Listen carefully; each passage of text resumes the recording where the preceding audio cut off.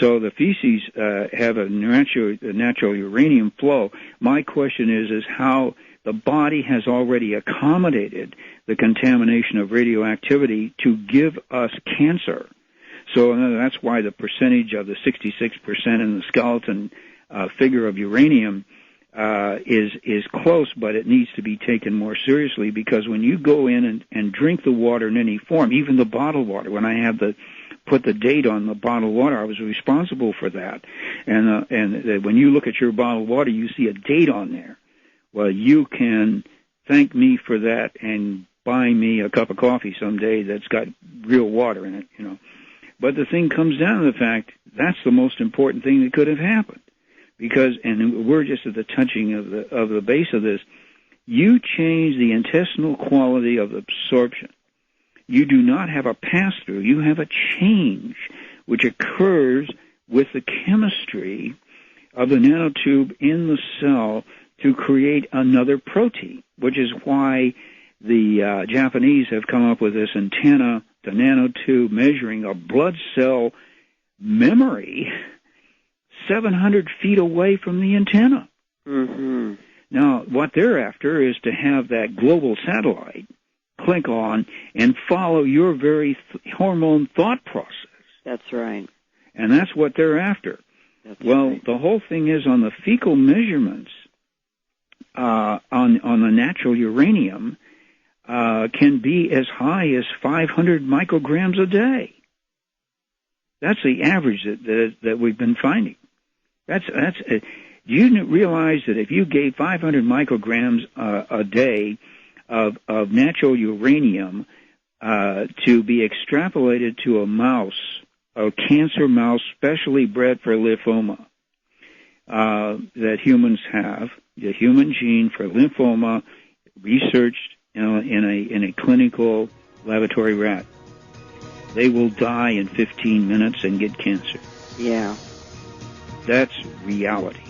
And, of course, what it does to the lungs is unexplainable. And that's why I was upset at the beryllium story last night on the national news about Livermore Labs. What a joke. What a joke. What a joke. We have 5 more minutes left of Parker Pathways, and we'll have you at closing comments.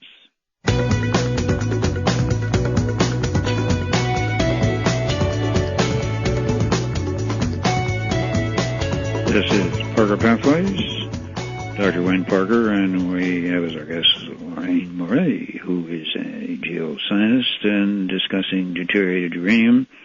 We'll have her closing comments in a minute. I just wanted to mention that the concept of getting rid of uranium itself from the body is really an intravenous transfusion of isotonic 1.4% sodium bicarbonate. And I've always found that in this kind of setting, that sodium bicarbonate is also used for the process, sort of suggestion of sodium bicarbonate to change the pH of the blood. What really hasn't been discussed here today is the concept of the pH change as a result of the magnetism of the nanotubes. And that is a whole world in itself on how the gene changes occur as a result of the pH of the blood.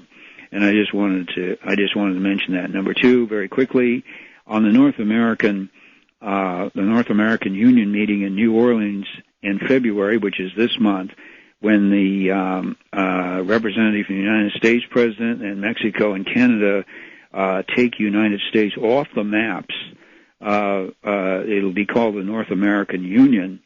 The concept of the control of what's called following conflict.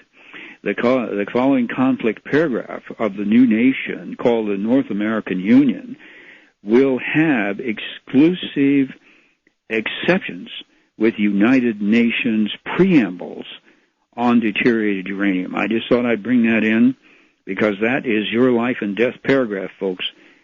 Who controls your life and death? I've talked about it in other Parker Pathways, and it's on the medical consent form on the new ones that are being printed with the United Nations paragraphs on them.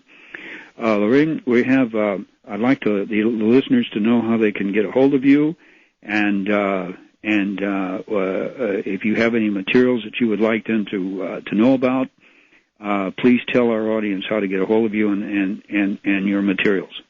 Yes. I have a program for public access TV. It's called Global Nuclear Cover-Up, and I have 35 one-hour DVDs formatted just for public access.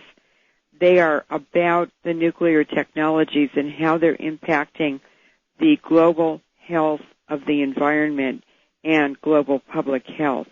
And these are extremely important. I'm getting them in cities around the U.S.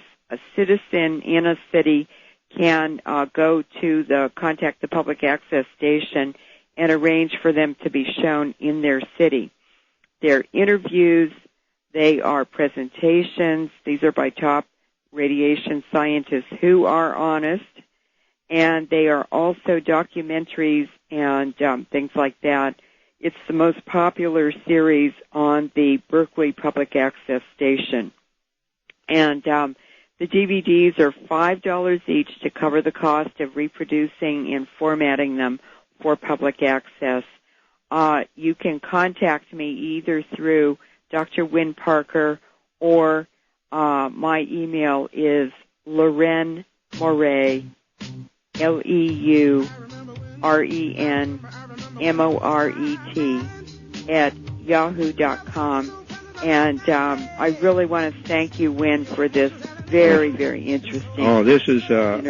I thank you very much for your time to be here, and we're going to have you back again.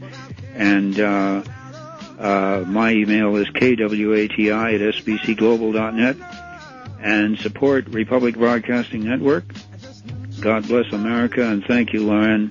And remember, we are all human beings that need to support each other. That's the result of mutual cooperation. We'll see you in the next Parker Pathways. God bless.